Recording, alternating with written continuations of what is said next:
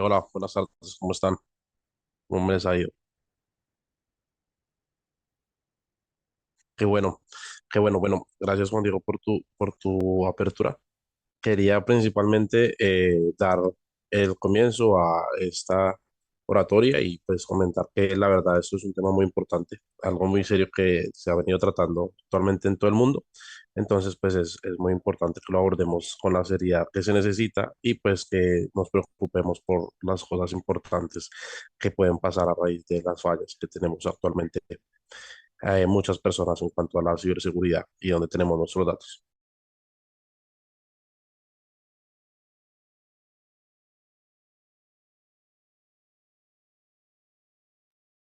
Ok, listo. Entonces, ¿me confirma si están viendo la pantalla? Listo.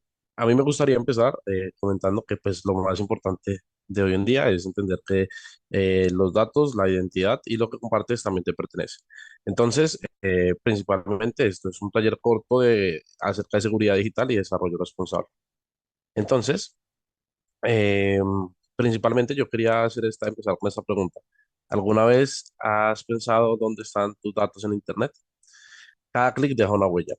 Eso principalmente se los digo porque muchas veces pensamos que a la hora de borrar un mensaje, de pronto de actuar, escribir un mal comentario, solamente con borrarlo ya desaparece de toda la faz de la tierra y eso no es así.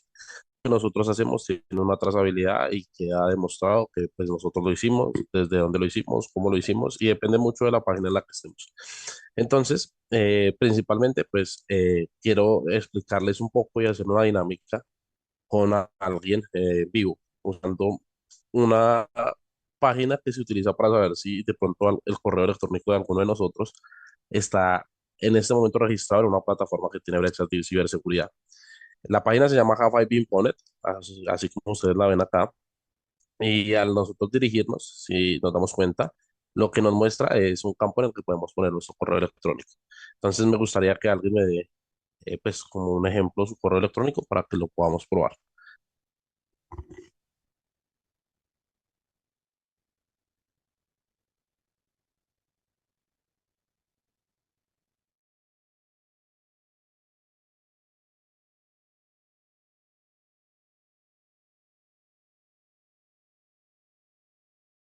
No lo va a poder ver, pero sí lo va a poder escuchar.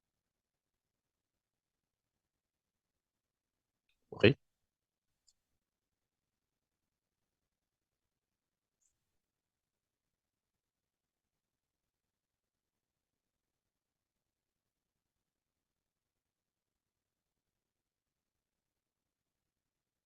¿Ok? Listo, adelante. Entonces, para la gente que nos está viendo desde la transmisión, el ingeniero solicita en vivo a uno de los estudiantes que le proporcione.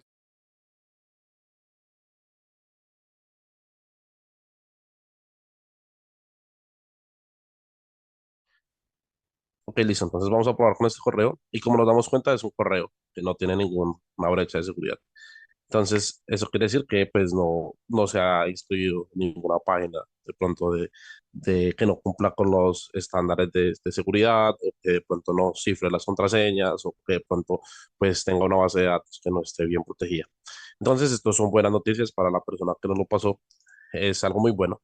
Voy a darles un ejemplo, de pronto con un correo que yo sé que, de hecho el mío, yo lo hice, entré a una página antes de mirarlo y si nos damos cuenta de eso pues nos muestra así. Esa página es libre, está en internet y la podemos ver entre todos. Un data breach, por ejemplo, en este caso. ¿Listo? Entonces voy a volver a la presentación.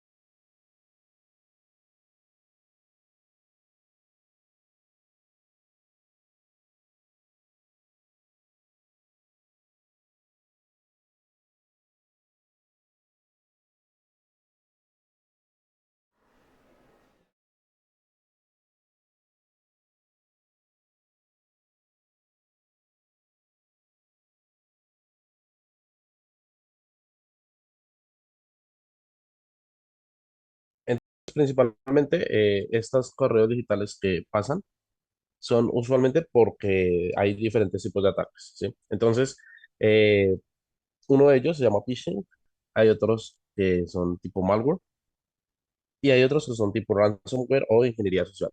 No voy a profundizar mucho en ellos, pero pues sí es bueno que en este caso, pues alguno de ustedes lo investigue por su cuenta y se va a dar cuenta, pues principalmente de cuál es cada uno de ellos y por qué es que las empresas se cuidan mucho de esto.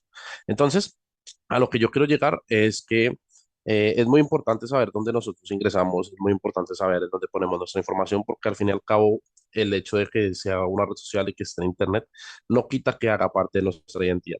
Entonces es importante que nosotros hagamos pues, registros y tengamos esta información sensible con un buen cuidado. Acá hay un estudio que les quiero poner que dice que principalmente en 2024 se encontró que el 85% de las personas reutilizan las mismas contraseñas en múltiples sitios web y cuentas. Ahora, imagínense que ustedes son víctimas de un ataque, digamos, de phishing y ingresan ahí su contraseña y su clave y además la tienen en otras redes sociales, en sus cuentas de banco, en lo que ustedes tengan, pues van a tener muchos problemas, que desde ahí van a poderlos robar, van a poder atacarlos, van a poder extorsionar personas. Hoy en día es muy común que le roben el WhatsApp, que roben el Facebook, y es principalmente porque eh, no estamos teniendo cuidado en dónde ingresamos con nuestros correos y contraseñas. Ahora, yéndonos hacia otro lugar, es importante también para algunos de ustedes que hoy en día con el tema de la inteligencia artificial es un poco más sencillo crear páginas web, crear aplicaciones. Sin embargo, hay que tener en cuenta que en este proceso es muy importante cuidar la información de las personas que van a utilizar nuestra plataforma. Entonces, un buen desarrollador protege y no expone. Principalmente, todo va muy relacionado. Si nosotros entramos a páginas de dudosa procedencia, no sabemos si están encriptando nuestras contraseñas, si tienen acceso a ellas, o simplemente no sabemos si de pronto las vayan a usar con otro fin. Entonces es importante que para las personas que les encante y les guste el mundo de la tecnología y que quieran dedicarse a esto, pues tengan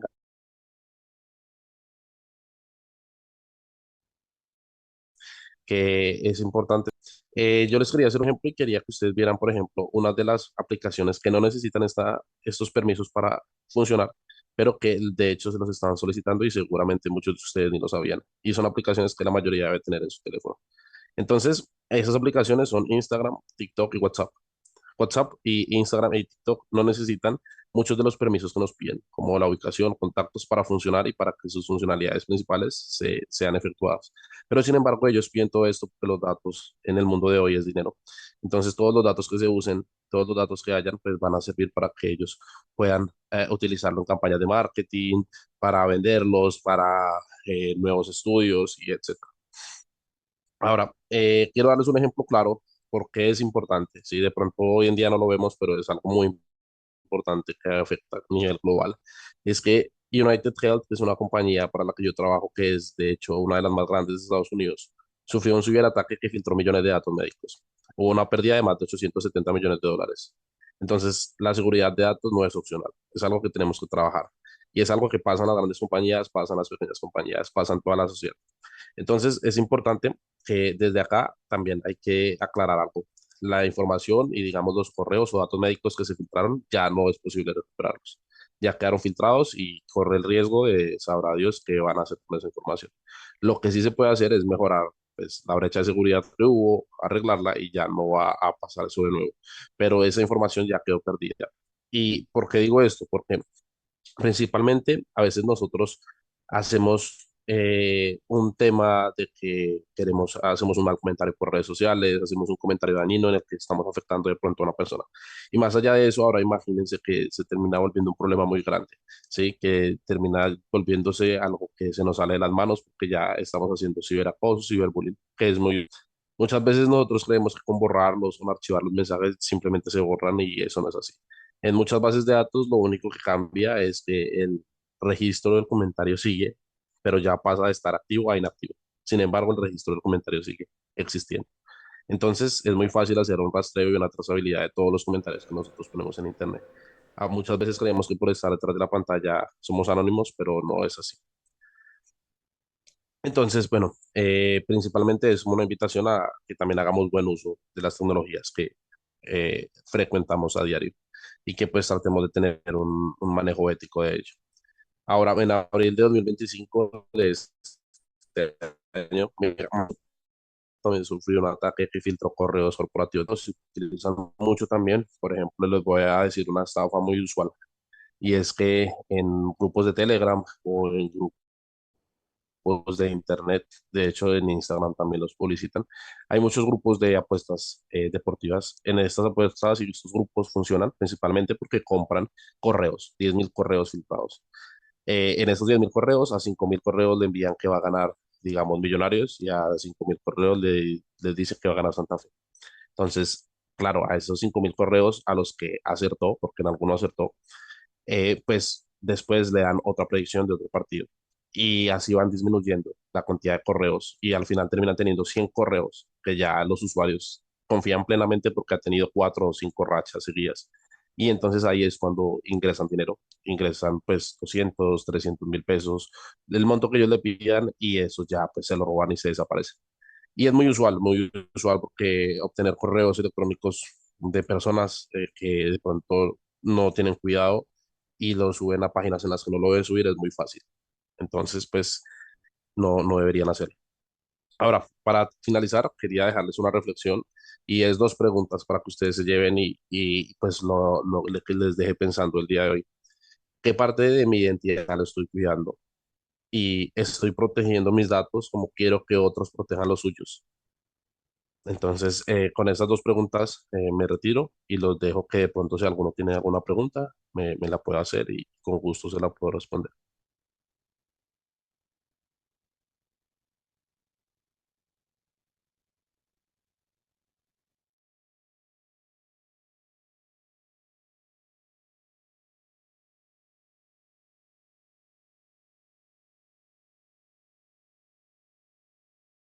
No. De hecho, bueno, les voy a dar un dato principalmente y es que muchas veces pensamos que hay hackers y los hackers son como las películas que están disfrazados con una máscara y en un sótano y no, muchas veces un hacker puede estar sentado al lado tuyo en la biblioteca, en un café y es muy usual.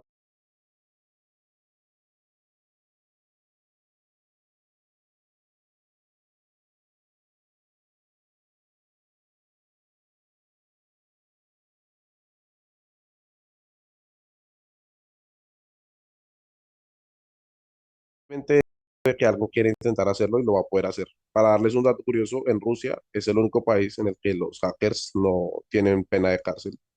Y pues esa pena que no les da de cárcel desde que ellos no ataquen a ninguna empresa o a ninguna entidad rusa. La mayoría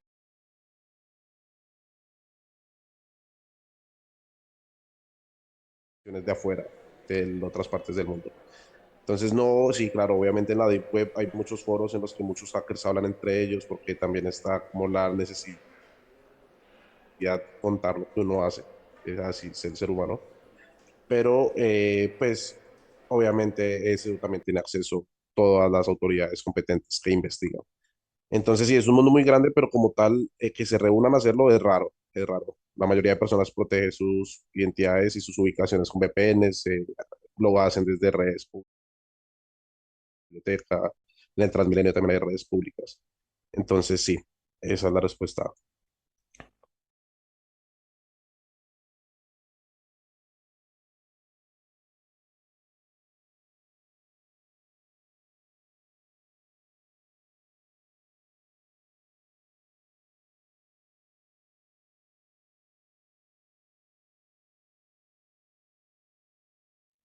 Sí, claro. Todas las bases de datos están almacenadas y es muy raro que se borre un registro de una base de datos de producción.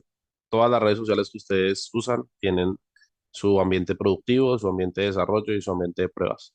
En los ambientes de producción es muy raro que se borre algo, a no ser que sea porque hubo un fallo masivo. Entonces, toda esa información que uno comenta, todos esos comentarios, las notas de voz, todo eso, digamos, WhatsApp tiene algo que se llama la empresa que es dueña de WhatsApp puede acceder a esa información. Pero en caso de que se requiera, pues se hace un requerimiento a la empresa y con la autoridad competente y de manera legal, pues ellos pueden requerir lo que se necesite solventar algún caso si es necesario.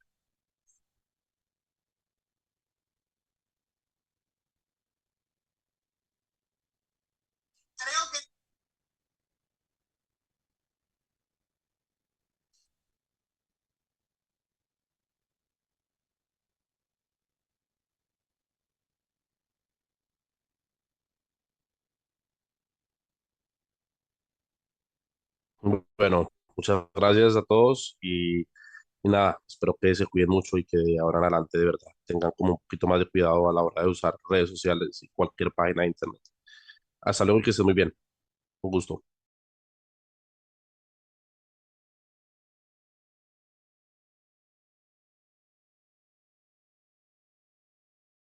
también. Chao.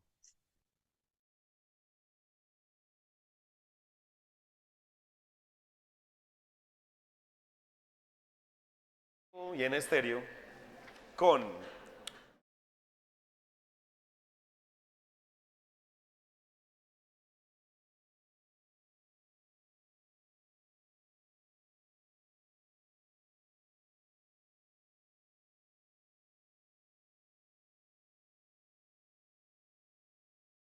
Santiago, bienvenido.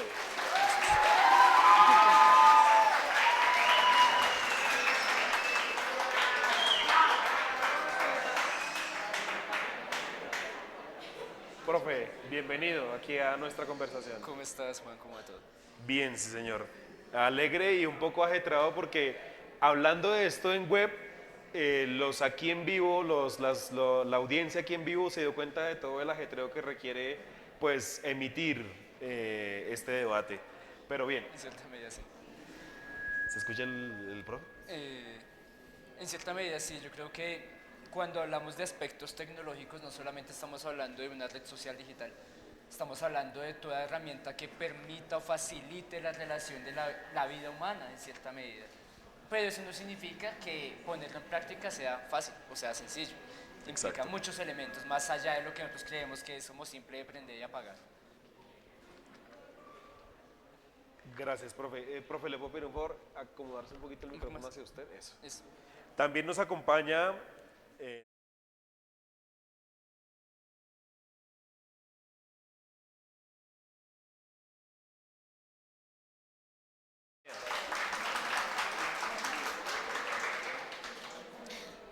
Muchas gracias. Buenos días a todos. Gracias a los chicos que nos acompañan acá en vivo y a las personas que nos están viendo.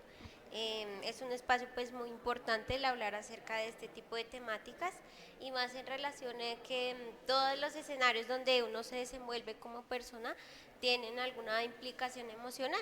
Entonces es muy importante que podamos hacer un análisis y que los chicos entiendan esas implicaciones emocionales que puede tener el uso de redes sociales o como lo decía el profe Santiago, el uso de cualquier dispositivo electrónico o digital que nos permite acceder como a ese ciberespacio.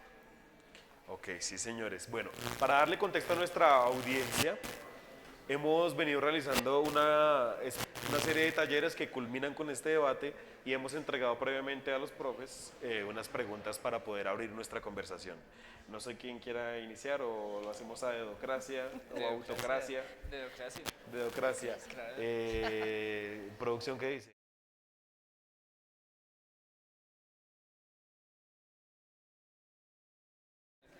Listo. Para que lo escuche su fanaticada aquí del colegio. Entonces, la primera pregunta que me acercan es ¿cómo interviene la ética y la moral en el... Sí. Digamos que con eso yo quisiera iniciar con una cita que es de Maes 2024 y es que contempla que el uso de las tecnologías en la educación y demás están marcadas por una práctica desigual condensada en el acceso y así la capacidad de uso de dichos elementos tecnológicos. Cuando yo entiendo este elemento, uno se da cuenta que qué tan responsables estamos siendo con el manejo de nuestros datos. ¿Sí? Nosotros sabemos todo lo que estamos aceptando, dice, acepta términos y condiciones, le damos sí, aceptar. Leyó lo que decía, comprendes de qué se van a usar tus datos, hacia dónde van a ir, dónde se van a almacenar, cómo se van a usar y qué se puede hacer con ellos, posiblemente no. Pensamos que nuestros datos son solamente elementos ahí que es con un clic y van y vuelven. pero pensemos que tiene registro de nuestras vidas, tiene registro de lo que hacemos y de lo que dejamos de hacer. No es casual que su Instagram tenga un algoritmo, no es casual que su Facebook y su Spotify, inclusive su TikTok, tenga un algoritmo que le muestre lo que usted en cierta medida desea ver. Eso no es casualidad. Entonces cuando vemos todos esos elementos, usted dice, ¿qué estoy haciendo con mi información? ¿La estoy regalando? ¿A cambio de qué? A cambio de un servicio. Las redes sociales no son gratuitas. Cobran. ¿Y cobran con qué? Con nuestros datos. Que nosotros voluntariamente le estamos dando todo. Cada foto que subimos, cada lugar en que viajamos y subimos la foto diciendo, hey, estoy aquí. O una ubicación de decir, hey, estoy en tal lado. Todo eso queda almacenado y hacen un patrón donde le dicen, esta persona tiene esta conducta, estos patrones se la pasan a este lado y cualquier empresa que lo necesite o solicite puede acceder a ellos. Entonces ahí es donde está la dimensión ética y moral. No es el hecho de que podemos exigir una empresa que tenga una dimensión ética sobre el manejo de nuestros datos, pero ¿cómo se lo vamos a pedir si nosotros no somos quienes en primera medida cuidamos nuestros datos? Empieza el cuidado desde nosotros, desde el hecho individual, qué tanto le estamos ofreciendo y qué tanto estamos dejando la puerta abierta para que accedan a todos esos elementos que nosotros en lo privado los tapamos muy bien, pero en la red social los exponemos al público cual lo necesita o cual ganado se puede decir normalmente. El ingeniero nos hablaba de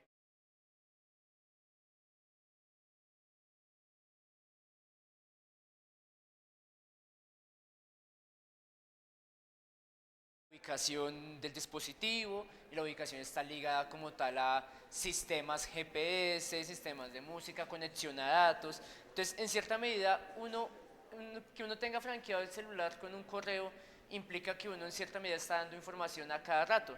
¿Qué mensajes te llegan? Si es un correo institucional, personal, laboral.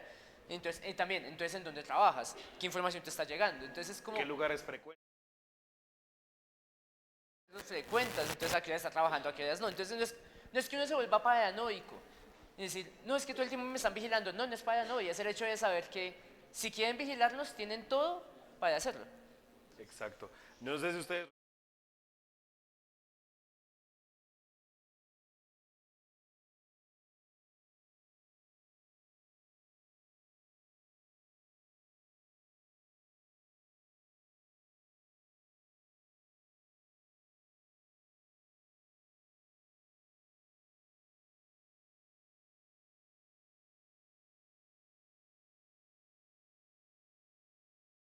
También haciendo una línea con lo que hablaba el profesor Santiago, me gustaría hablar un poquito acerca de un autor, un filósofo que es Byung-Chul Han. Él nos habla acerca de, en su libro de La sociedad del cansancio, justamente lo que está hablando el profe Santiago, en relación a la entrega del ser desde otra parte, no como se hacía en la antigüedad, que era a través del cuerpo, sino que ahora lo hace a través de la mente, ¿sí? Y a través de estos ejercicios de mecanismos de poder como son las redes sociales, ¿sí? Entonces, básicamente es como que le pusieron miel a unas situaciones específicas de la entrega del ser a través de algo que es el disfrute. Entonces, básicamente los jóvenes, los niños, los adolescentes, nosotros los adultos, hemos caído en esa sociedad del cansancio que habla Byung-Chul Han y en esta situación en específico de que la otra vez lo hablábamos de hecho con Santiago en relación acerca de que estamos en una sociedad que ya no es la del panóptico, sino que es la sociedad del escenario, del teatro, ¿sí? Entonces justamente lo que habla el profe Santiago en que, me gustó este lugar, pues así usted sea una persona, usted dijo, le hizo publicidad al lugar. Sí, y el lugar pues nunca le pagó, usted antes fue y le pagó, disfrutó del lugar, sí, pero hace parte de esos mecanismos de poder. Y bueno, la pregunta que yo quisiera introducir para poder iniciar es muy importante también en relación a lo que estamos hablando y es que cuáles son los efectos psicológicos a corto y a largo plazo frente a los contenidos inapropiados que pueden llegar a ver los jóvenes, ¿sí? Entonces, en particular con esta pregunta, creo que hay una variedad de contenidos inapropiados y que creo que era importante iniciar hablando de esta sociedad del teatro y de la sociedad del cansancio en la que estamos también. Y es en relación a que justamente los contenidos inapropiados pueden variar, ¿sí? Nosotros en redes sociales podemos encontrar contenidos de cualquier tipo, ya sea desde arte, desde contenidos inapropiados ya empezando a abarcar como la pornografía, como escenarios donde se promueve la autolesión, donde se promueven las dietas inapropiadas. Por ejemplo, en algunos estudios que he estado revisando, como el de Elena Boza de 2022, o un libro que leímos con los chicos en la clase de ética, que era de Ana Polán y la misoginia neoliberal, pues nosotros revisábamos los contenidos en relación a la pornografía, ¿sí? En relación a todo este tipo de contenidos. Y porque decía de esta metáfora, como decir que se untó de miel este tipo de situaciones. Hay redes sociales que tratan de enmascarar estas situaciones que presuntamente para la red social son buenas, pero que sabemos que tienen un trasfondo y una afectación, ¿sí? Que es a lo que vamos directamente. Por ejemplo, yo recuerdo que cuando yo estaba en el colegio antes aparecían en una red social que se llamaba Tumblr, aparecía el contenido de Ana y de Mía, ¿sí? Que es la anorexia y la bulimia. ¿Sí? Pero ahora en la actualidad encontramos que esto está enmascarado con estas dietas fit, como que es una clean girl, todo este tipo de contenido que se han transformado, ¿sí? Y que están enmascarados y las niñas dicen, no, es ser súper saludable, pero no, son las mismas fotografías que se utilizaban años atrás con Ana y con Mía, ¿sí? O estos escenarios donde hablamos acerca de la pornografía y donde establecen escenarios de violencia, por ejemplo, hacia las mujeres directamente. Entonces es una construcción que se genera a través de la sociedad y de esa situación de decir, no, esto está bien, no pasa nada, pero realmente sí tiene unas afectaciones. Por ejemplo, digamos que ya entrando puntualmente en la respuesta, podemos ver a corto plazo que los chicos podrían presentar alteraciones en el sueño, podrían presentar alteraciones en su concentración, ¿sí? ¿Por qué? Porque suelen utilizar las redes sociales en la noche, porque ahora los contenidos son tan cortos, un TikTok puede durar menos de 10 segundos, yo qué sé, sí. Sin embargo, ¿eso qué hace? Que a largo plazo, pues el niño ya no pueda prestarle atención al docente, ¿sí? ¿Por qué? Porque es más difícil. Ajá, como lo que está pasando en este momento, justamente, ¿sí? Entonces, son una generación que lamentablemente se empieza a permitir el consumo tan fuerte que ya no son ellos los que consumen, sino el contenido los consume a ellos, ¿sí? A todos, porque ya entramos nosotros directamente también a participar en eso, ¿sí? Pero nosotros hacemos esa transición de revisar como, hey, como lo que hice en ese estudio de la revisión de decir, uy, Ana y Mía se convirtió en estas nuevas tendencias de ser una chica fit, ¿sí? Keto. Y ya pues concretamente ya a largo plazo claramente ya podemos empezar a ver trastornos mentales como la ansiedad, la depresión, que los chicos empiecen a experimentar ideas suicidas, ¿sí? También problemáticas en el desarrollo de su propia identidad, y pues que ya se empiezan también a volver adictos, pues porque son dosis pequeñas, videos pequeños que generan en ellos emoción, les gusta la información que reciben. También hay una situación con la parte de los likes que reciben en sus redes sociales, como, hey, subí esta fotografía y tuvo más interacciones, entonces voy a repetir ese patrón, la fotografía debe ser así y así, porque a la gente le gusta. Entonces se genera una adicción a través del uso de comentarios, de interacciones. Entonces tiene bastantes consecuencias tanto a corto plazo como a largo plazo. Y eso que viendo, digamos lo que hablaba, hay diferentes tipos de contenido. Si nos metemos por el lado de la pornografía, un montón de cosas. Si nos metemos por el lado de los trastornos de alimentación, otro larguero. Si nos metemos en la parte de la dificultad que ha generado que los chicos se concentren, pues eso también se ve en las nuevas interacciones de la educación y los nuevos retos que tienen los docentes. Me gustaría ahondar un poco en el...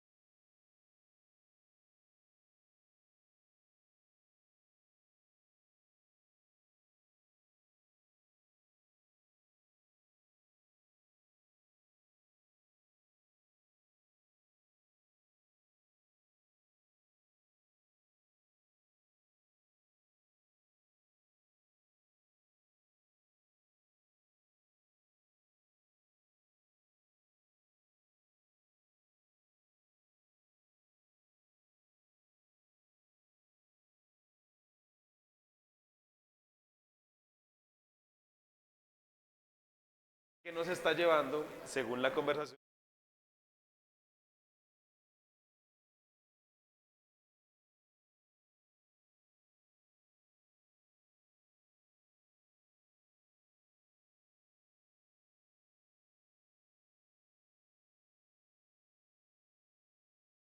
Sí, digamos que en eso yo me quería enfocar. Cuando la pregunta decía sobre panoramas a futuro y sobre lo que estabas diciendo, recordaba, los chicos lo saben, en mi anterior trabajo, yo trabajé como moderador de contenido para una red social. Creo que para la red social que hoy en día más se consume, no voy a decir el nombre por temas de contrato, no lo puedo decir, pero empieza por T. Entonces, cuando uno revisaba el contenido decía, ¿qué cosas de lo que yo estoy viendo no sale?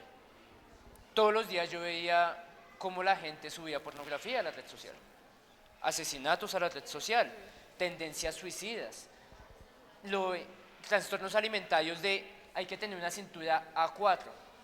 La cintura A4 era según la hoja A4, y usted tenía la cintura más alta, más grande de esa hoja, no era correspondiente a un estándar de belleza.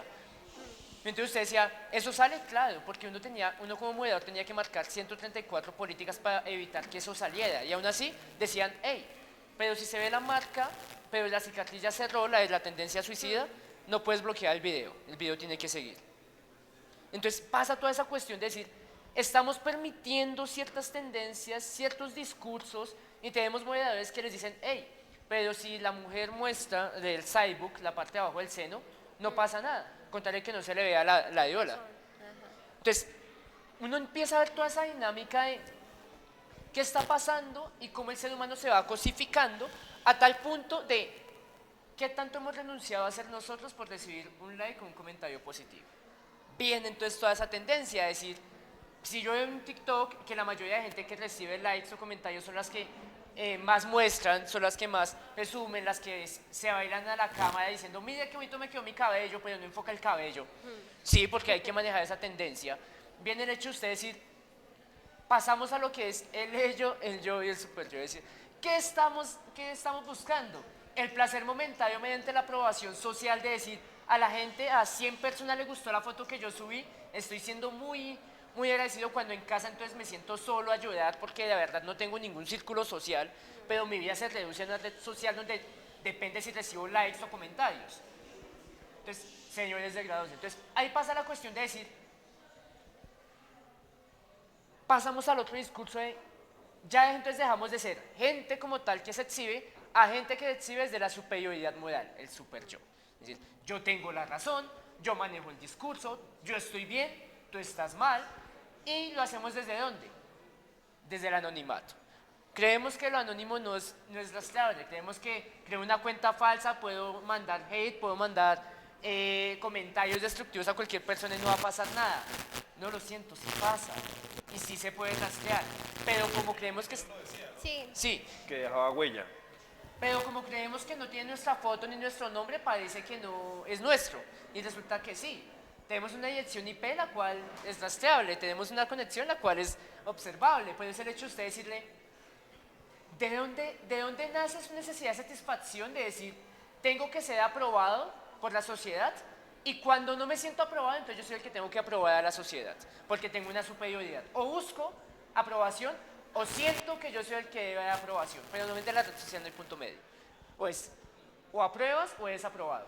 Entonces, y pasamos toda esa temática de decir, hoy en día, ¿qué está permitido subir a una red social? ¿Qué se está volviendo tendencia? La gente que está consumiendo. La gente no consume, la gente que sube los videos, como los que me tocó ver cuando era moderador de contenido, no sube los videos porque sí. Sube porque tienen un público objetivo. Y siempre que haya un público objetivo, se va a seguir produciendo. Es como si nosotros hoy en día dejamos de consumir empanadas. Las empanadas se van a dejar de fabricar porque ya no hay público objetivo. Los chicos que ven economía saben de eso.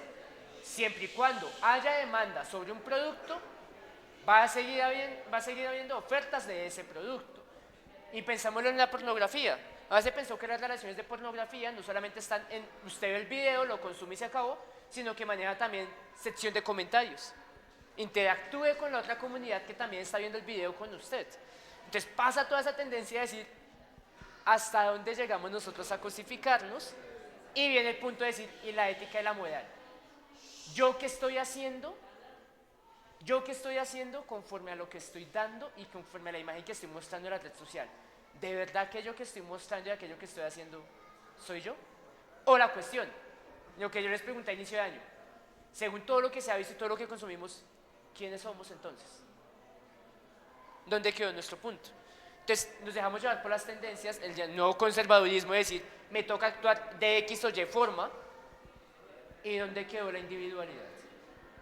Lo que me gusta, lo que de verdad me gusta, lo que siento que es mío, lo que siento como propio, y no tengo que mostrarlo, pero aún así lo muestro para que el mundo sepa que decir, hey, estoy en tendencia, hey, estoy junto con la moda. Listo, estás en eso. ¿Y tú dónde estás? ¿Dónde quedó su par? ¿Dónde quedó la privacidad de sentir y vivir? Es como la gente que no puede ir a un concierto sin estar grabando el concierto.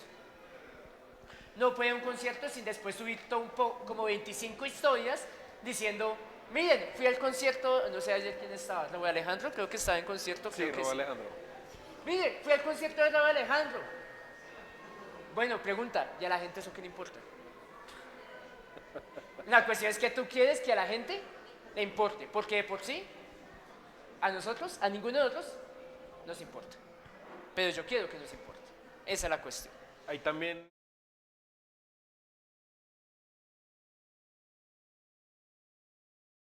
Pues la siguiente pregunta nos habla de cómo afecta el uso de las redes sociales, en particular a su autoestima, a la construcción de la identidad y a las relaciones interpersonales, que es justamente lo que estaba hablando Santiago en relación a esto. Sí, justamente sí puede haber un proceso de búsqueda de validación constante y pues digamos que es como esto que habla el conductismo. El conductismo nos habla sobre, Iván Pablo nos habla acerca de un perro que necesita un refuerzo constantemente, un estímulo, ¿sí? Entonces el perro ya sabe que cuando suena la campana, el perro empieza a babear, porque le gusta y sabe que le van a dar un premio. Pero ¿qué pasa? Que es lo que habla el conductismo, que es el condicionamiento. Entonces ya esto es un proceso que se da en las redes sociales. Entonces lo que estaba diciendo el profe, ¿usted por qué subió los videos de que fue al concierto? Porque le van a dar varios likes, porque hay otros fans de este cantante, ¿sí? ¿Y qué pasa? Somos como los perros que babean, ¿sí? ¿Por qué? Por un corazoncito, ¿sí? Entonces, ¿qué pasa? Que sí es un constante proceso de validación y más en el caso de la adolescencia, que es el proceso de la construcción de la identidad, ¿sí? Entonces, ahí es, nosotros nos paramos aquí desde una posición en la que ambos, tanto el profesor Santiago como yo, hemos leído acerca de estos mecanismos de poder, pero esto es algo que para ellos está normal, es como, pues solo subí un video, ¿sí? Y chévere que mis 20, mis 40, mis 100 amigos le dieron like, re chévere, me siento bien. Pero ahí está el asunto, se siente bien, ¿sí? Y es justamente lo que pasa con la generación que se va construyendo y se va formando a través de el sensacionalismo, a través de una filosofía hedonista que busca constantemente la satisfacción, ¿sí?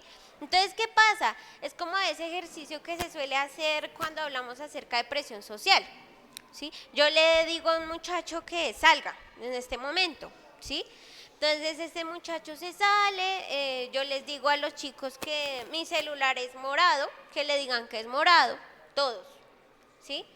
¿Y qué pasa? El niño regresa, les pregunto a todos el celular de qué color es, todos empiezan a decirme es morado, Mónica es morado, y él pues es azul. Pero entonces hay un escenario tan grande con jóvenes de su misma edad, con los que se está tratando de identificar, construyendo su proceso de personalidad, y él dice, bueno, pues si todos dicen que es morado, pues es morado, seguramente es morado. Entonces, ¿qué pasa? Que las redes sociales influencian a tal punto que los chicos ya no tienen el discernimiento de decir lo que pasaba con lo que tenía que hacer en su trabajo Santiago, ¿sí? Que es que, no, pues es que eso ya está cerrado, ¿sí? Pero no, esa marca significa que usted tiene un significado muy profundo y es eso de lo que también les decía, yo recuerdo mucho que en esa red social aparecían morados, ¿sí? Entonces los morados eran un símbolo de estar a la moda, ¿sí? Y entonces las chicas se pintaban los morados incluso, ¿sí? Pero pues eso era una situación de un significado de, ahora hoy en día de lo que yo sé es de autolesión, ¿sí? Pero antes era lo mejor, era como la galaxia en tu brazo porque te hiciste un moretón, entonces era genial, ¿sí? Pero ¿qué pasa? Pues que sí hay una implicación fuerte y que ellos tal vez no se dan cuenta, ¿sí? Entonces, ¿qué pasa con lo de las redes sociales? No solamente lo que tú dices hablando directamente de estas plataformas que ya se diseñaron, sino que fácilmente nosotros podemos entrar a X, podemos entrar a Tumblr y tú escribes la palabra hot y ya, te salió, te salió un montón de pornografía, ¿sí? Más X,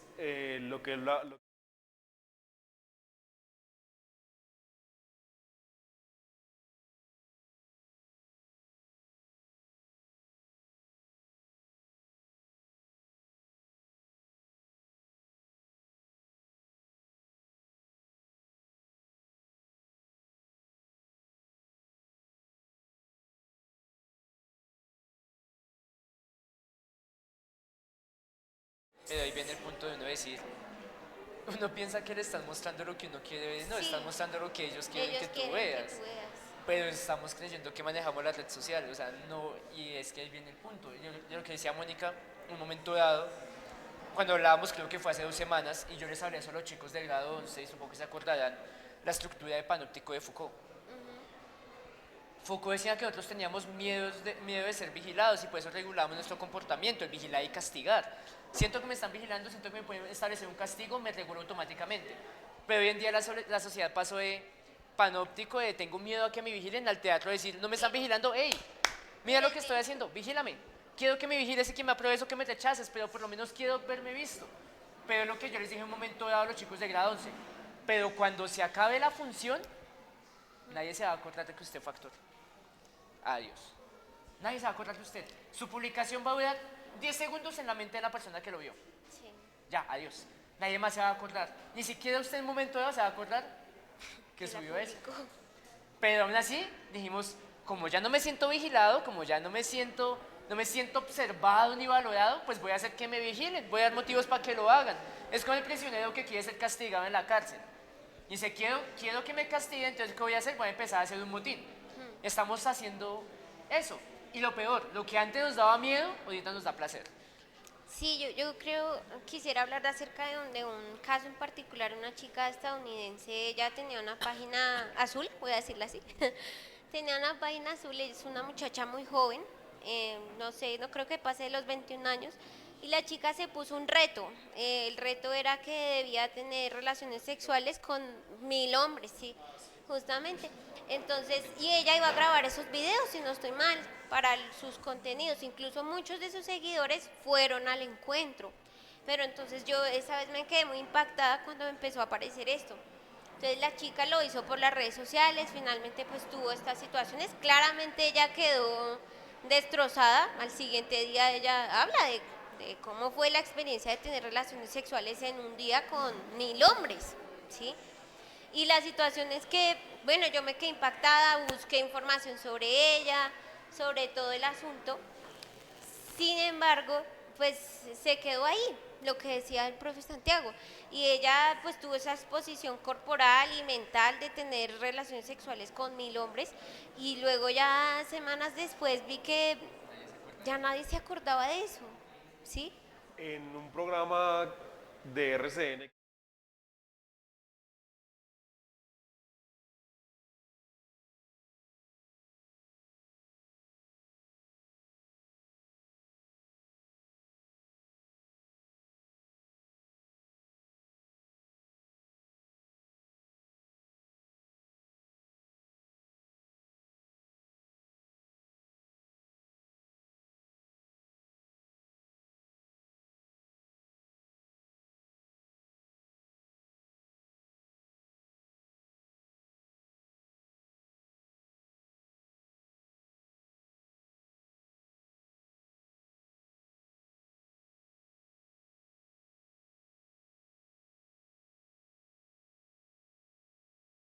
Maneja en Estados Unidos es que las personas que están en OnlyFans, la aplicación no los reconoce como actores o actrices Ajá, porno, sino como creadores de contenido. sí. Entonces, bajo la dinámica de creador de contenido, puede crear cualquier, no hay un elemento de hasta dónde llega un creador de contenido de X o y empieza la acción de hacer parte de la industria de la pornografía.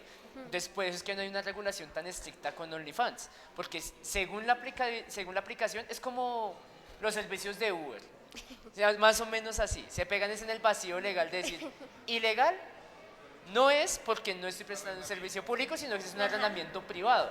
Entonces ahí viene el punto lo mismo que OnlyFans. No puede regularse el OnlyFans desde la pornografía porque técnicamente no son ni actrices ni actores porno, son creadores de contenido. y, o sea, Y y sí,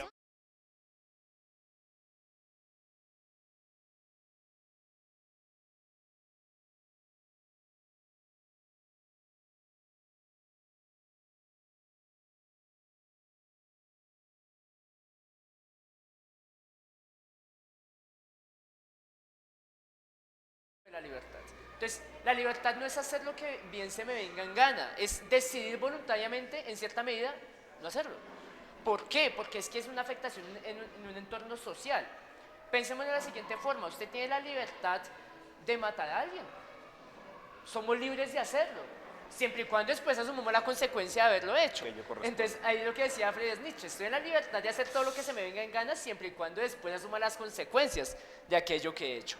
Pero hoy en día que hemos vivido un mundo donde estoy en la libertad, pero no quiero la consecuencia es como, no gracias, no la deseo, no la quiero, pero es como querer ocultar la consecuencia mediante otra cosa, pero tarde o temprano la consecuencia llega, positiva o negativa. En este punto, y era lo que uno pensaba a futuro.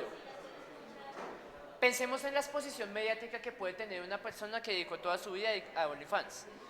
¿Dónde va a quedar su exposición mediática más allá? Cuando pasen 10, 15 años. ¿Dónde va a quedar? ¿Dónde va a quedar su autoestima? ¿Va a ser capaz de mirarse frente a frente y mirarse y decir, bueno, con orgullo de mirar esto? Entonces, vienen muchos elementos y muchas entrevistas de mucha gente decía, no, no puedo verme así. Y otras personas decían, sí, pero depende de cada quien. Entonces, acá el punto de decir que lo que haga ahorita no termine condenándolo a su perspectiva de cómo usted se va a ver en un futuro. Más hablando, allá de cómo la gente lo ve, ¿no? Usted cómo se ve. habla-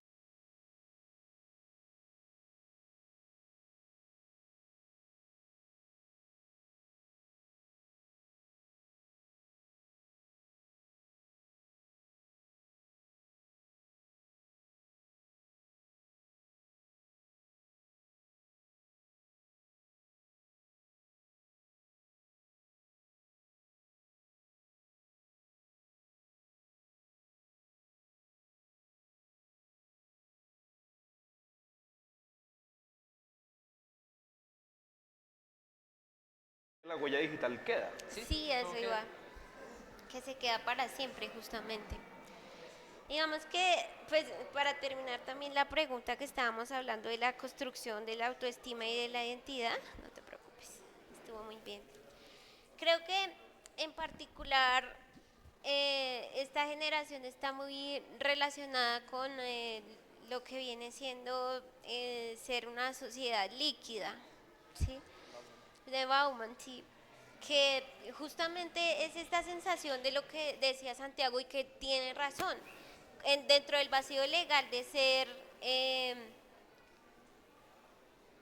creo que tienen preguntas, tienen una pregunta, sí, Pueden intervenir en todo momento.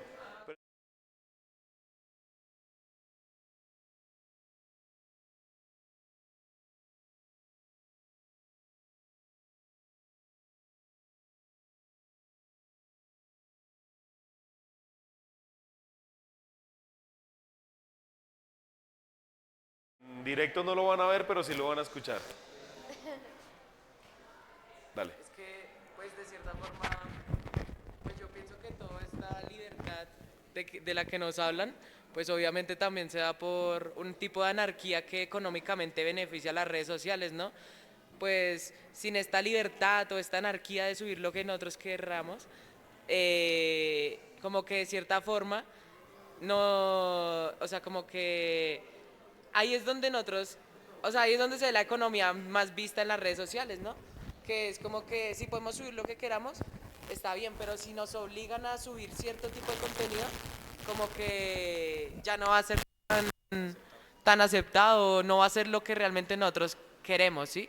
Entonces, pues obviamente está mal, pero las mismas aplicaciones que lo que hablaban sobre los morados y los rasguños, esto también lo hacen por un tema económico, supongo, y pues creo que también es, o sea, hay que verlo más como en una especie de, pues que vivimos en un mundo económico y no tanto en lo que está bien o está mal. Entonces, ese era mi cuestionamiento más que todo para saber ustedes qué piensan. Si les parece, vamos adelante con el siguiente para solucionarlo allá en el panel. ok. Regálame tu nombre. Alejandro Nova. Alejandro Novoa. No lo van a ver, pero lo van a escuchar.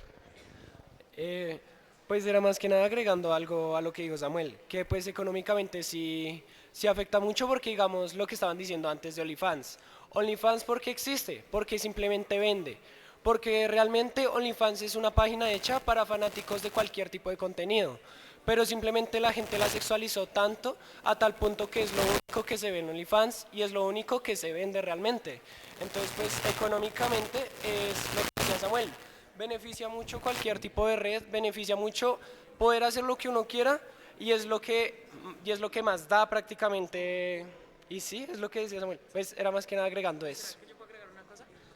Y es que el profesor una vez nos contó que si algo se vende, ¿para qué cambiarlo? Entonces, pues yo creo que es más que todo como un tema económico, no tanto las redes sociales no lo ven tanto como un tema moral o ético, sino si se vende, pues ¿para qué lo vamos a cambiar? Entonces es más que todo eso. Bien, muchas gracias por su intervención. Ay, no sé, ah, sí, ya. No es necesario que te lo acerques, ¿cierto? Ahí se escucha. ¿Ya? Ok. Bueno, digamos que creo que vamos a responder los dos frente a estas preguntas que plantean los muchachos.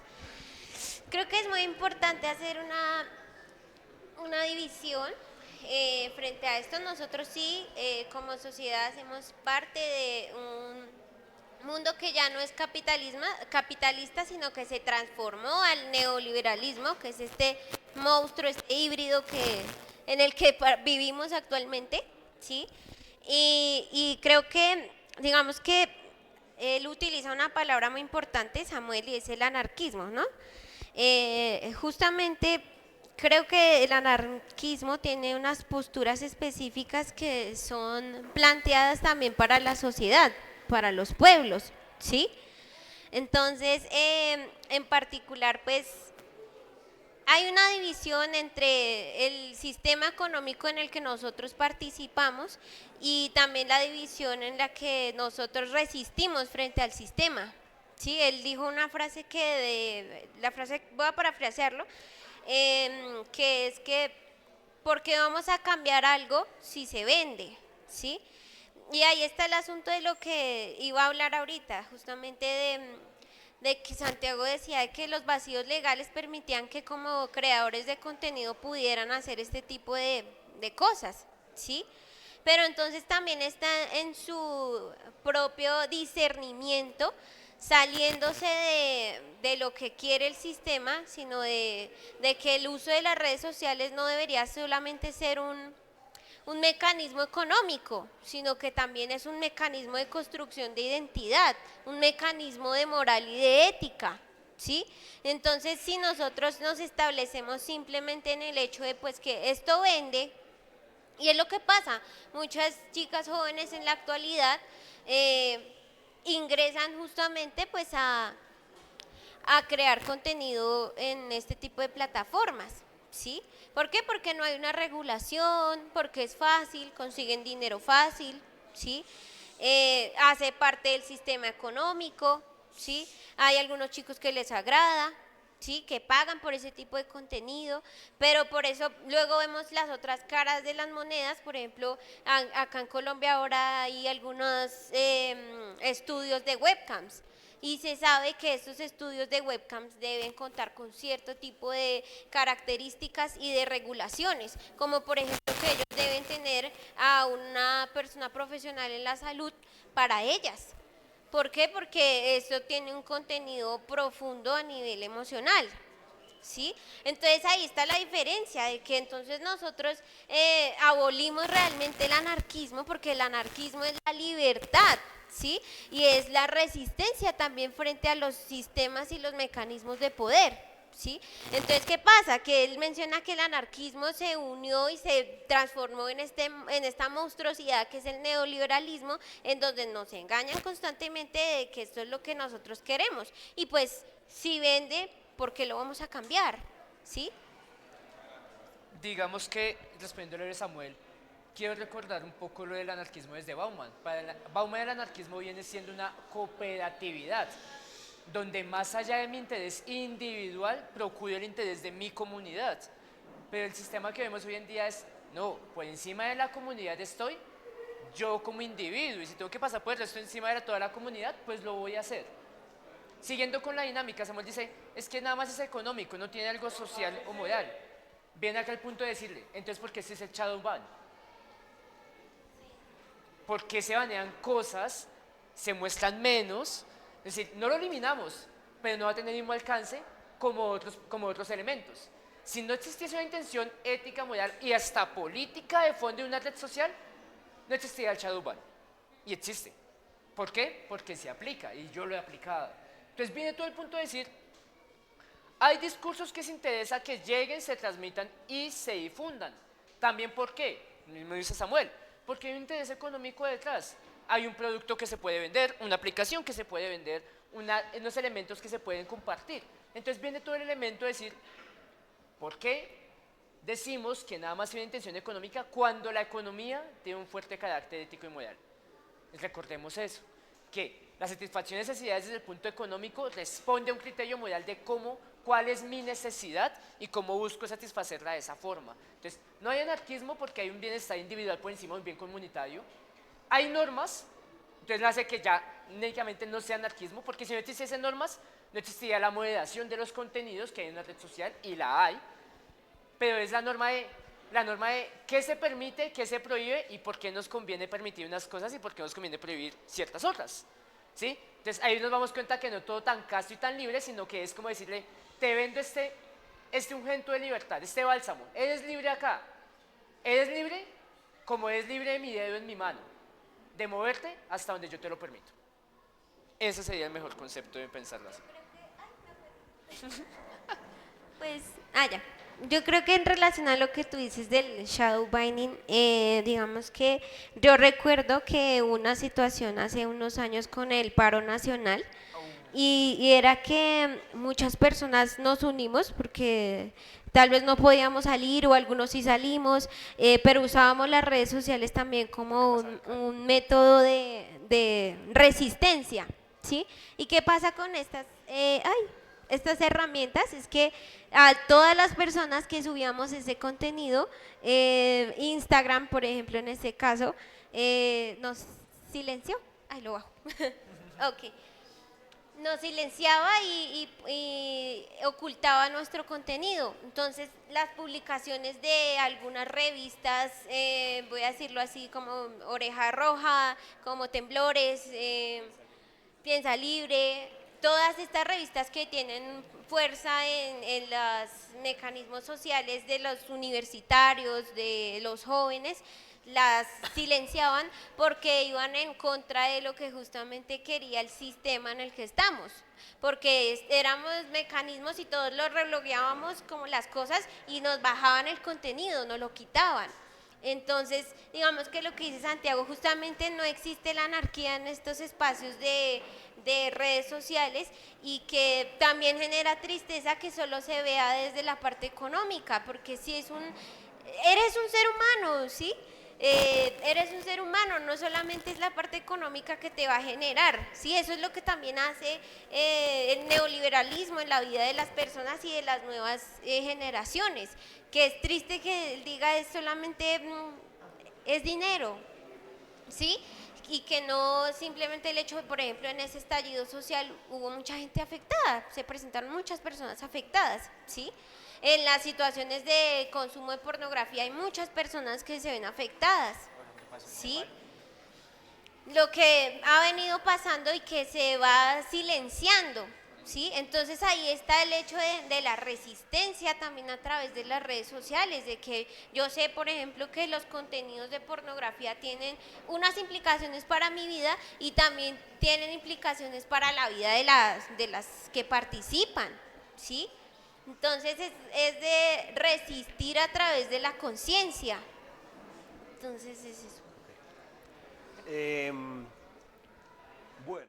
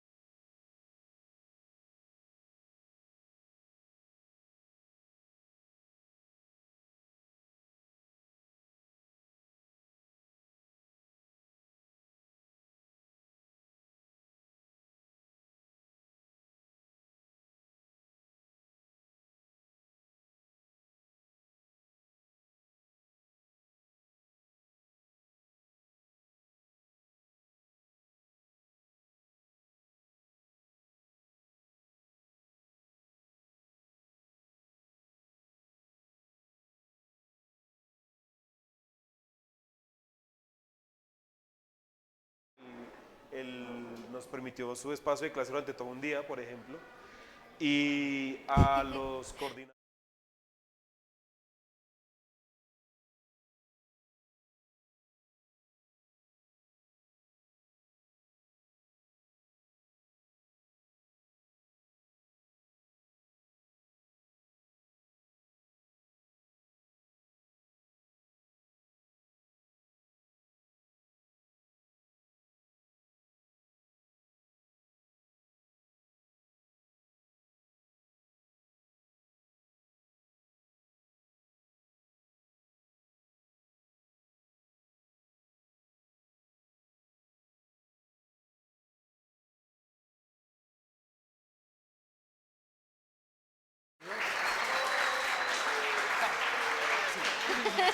Y como todo tiene un significado y un significante, el significado de este reconocimiento